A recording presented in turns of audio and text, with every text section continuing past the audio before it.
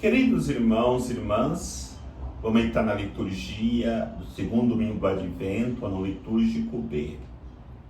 As leituras que nos são propostas para a reflexão, como a leitura do livro do profeta Isaías, capítulo 40, versículo de 1 a 5, depois de 9 a 11. O salmo responsorial é o salmo 84. A segunda leitura é da segunda carta de São Pedro, capítulo 3, versículos de 8 a 14. O Evangelho é o Evangelho de São Marcos, capítulo 1, versículos de 1 a 8. Estamos caminhando para o Natal do Senhor e caminhamos para o Natal dentro do tempo litúrgico do Advento. E para que possamos caminhar nesse tempo para o Natal, precisamos olhar para a história da nossa salvação. Essa história se divide em dois grandes períodos. O primeiro período vai do anúncio dos profetas, que dizemos que é o tempo da promessa até João Batista. De João Batista até a parousia é o tempo da realização da promessa, onde a promessa já se realizou com a encarnação do Messias esperado, do Salvador da humanidade. Então temos que ter esta consciência. Quando os profetas anunciavam, nós tínhamos a imagem da figura. O povo de Israel, os judeus, tinham a imagem da figura. Hoje, após o anúncio de João Batista e a encarnação do Verbo, nós não temos mais a imagem da figura, mas a imagem da realidade, porque o Cristo já veio, já se encarnou. E o coração da pregação do profeta Isaías, e o coração da pregação de João Batista está neste versículo. Uma voz clama no deserto: preparai o caminho do Senhor, endireitai as suas veredas.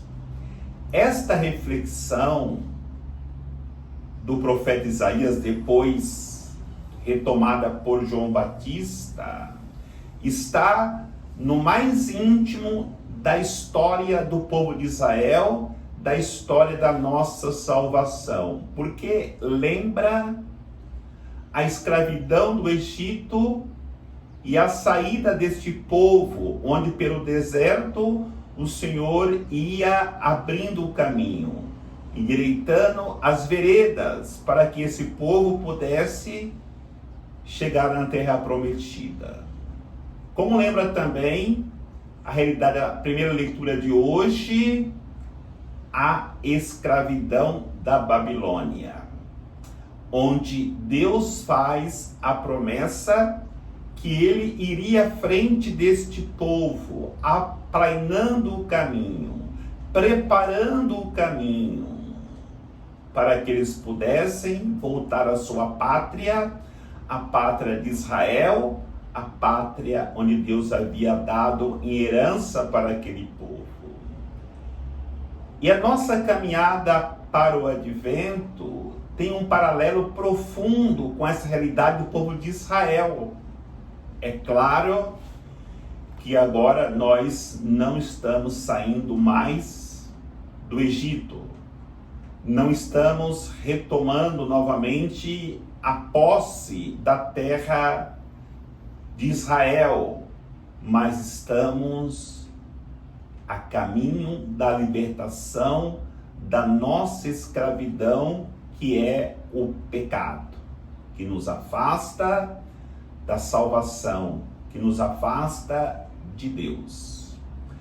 Diante desta realidade, precisamos abrir um caminho pelo deserto, mas não um caminho pelo deserto de uma terra dura e seca, mas um caminho pelo deserto do nosso coração, que muitas vezes duro e seco impossibilita a nossa aproximação de Deus e, consequentemente, não deixamos o nosso coração aberto para que no advento ele possa vir tomar posse da nossa vida.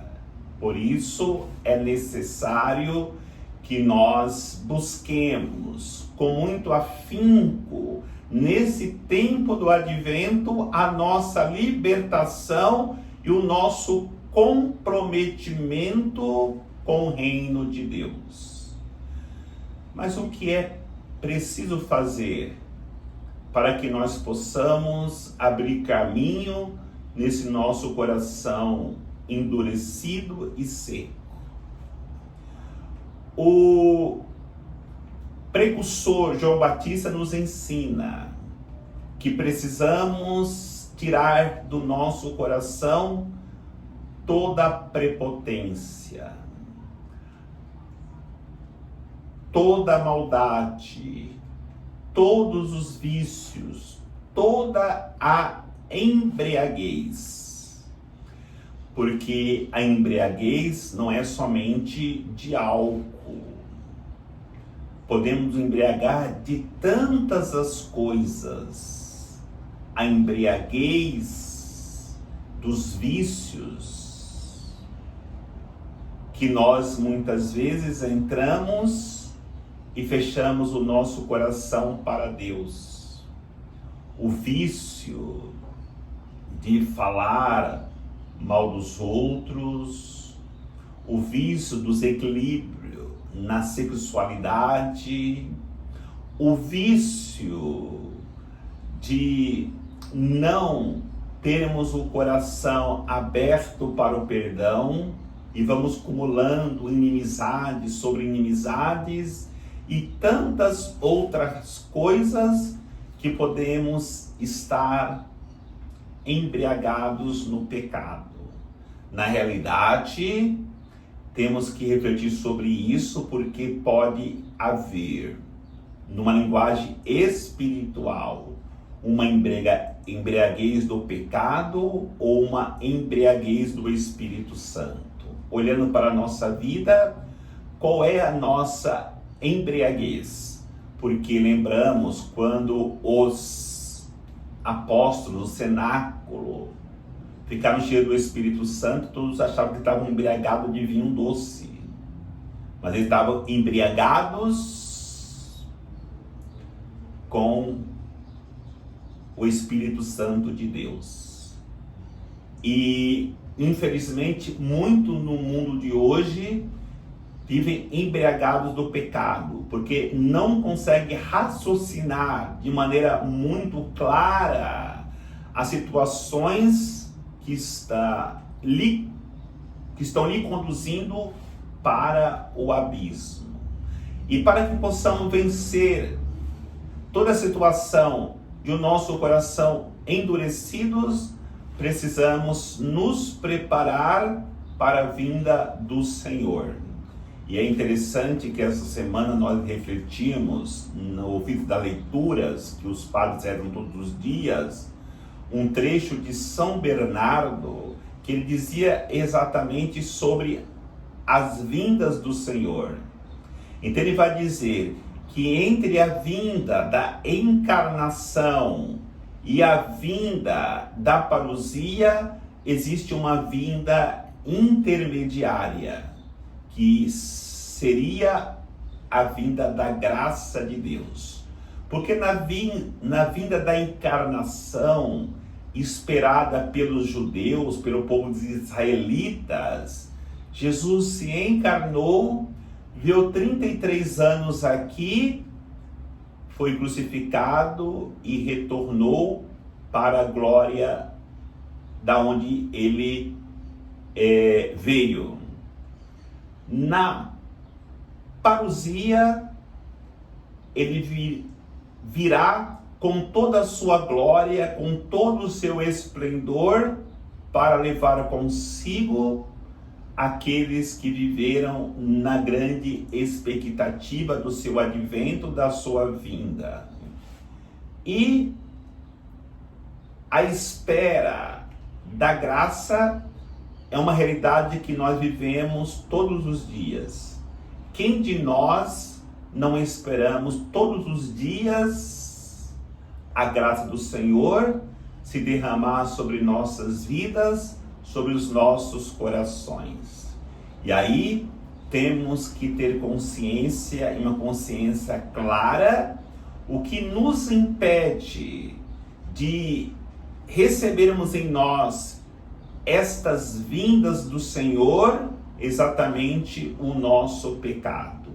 E aí temos que trabalhar, e muito, em nossas vidas para superar o pecado, que é esta grande barreira que impede que o Senhor venha com a plenitude da sua glória sobre as nossas vidas. Porque no momento que nós estamos em pecado, a primeira vinda do Senhor, que é o Verbo encarnado, que se faz presente na Eucaristia, alimento e pão para nossas almas, nos impede de que nós recebemos Jesus, que veio, se encarnou e deixou a Eucaristia como carne, como alimento para nos alimentar, alimente a nossa vida. A segunda realidade, quando estamos em pecado, é que nós impossibilitamos a vinda intermediária do Senhor nas nossas vidas, que é a sua graça. Muitos não recebem a graça de Deus porque estão em pecado, porque ainda não conseguiram deixar que Deus venha e transforme a sua vida. E a terceira realidade que podemos viver sem experimentarmos é a graça da vinda, da parousia do Senhor, que é a vinda da sua glória. E como essa é definitiva, se nós não nos prepararmos para recebermos o Senhor na sua glória, nós não chegaremos à terra prometida. Não chegaremos mais na pátria definitiva. E essa realidade é para uma reflexão profunda, porque a terra prometida não é mais a saída do Egito físico para a terra de Canaã. Não é mais sair da Babilônia para voltar novamente à terra de Israel, mas é sair deste mundo para entrarmos na pátria definitiva, na terra definitiva que Deus preparou para todos nós. Queridos irmãos, entendamos que não é pelas nossas forças que conseguiremos superar as dificuldades para entrarmos nessa eternidade com Deus, mas é com as forças de Deus que temos que lutar e buscarmos para as nossas vidas, para superarmos todas as dificuldades enfrentadas quando estivermos peregrinando neste mundo. Por isso, a nossa vida tem que ser colocada com toda a esperança, com toda a expectativa no advento do Senhor. E o nosso coração tem que ser essa manjedoura simples, humildes, para que ali, na noite de Natal, o Senhor possa nascer. E para isso, nós temos a realidade que antigamente era João Batista que gritava que o povo precisava se converter dos seus pecados. Hoje não é mais João Batista, mas é o Espírito Santo que grita ao nosso coração, pedindo para que nós nos convertamos dos nossos pecados, para que Ele possa purificar o nosso coração, aplainar o nosso coração, endireitar as veredas do nosso coração, para que nós possamos assim, acolhendo Cristo, acolhemos o reino de Deus, a salvação eterna que nos é oferecida no momento que nós nos abrimos para que Deus faça a sua morada em nossas vidas, em nossos corações. O Senhor nos abençoe, em nome do Pai, do Filho e do Espírito Santo. Amém.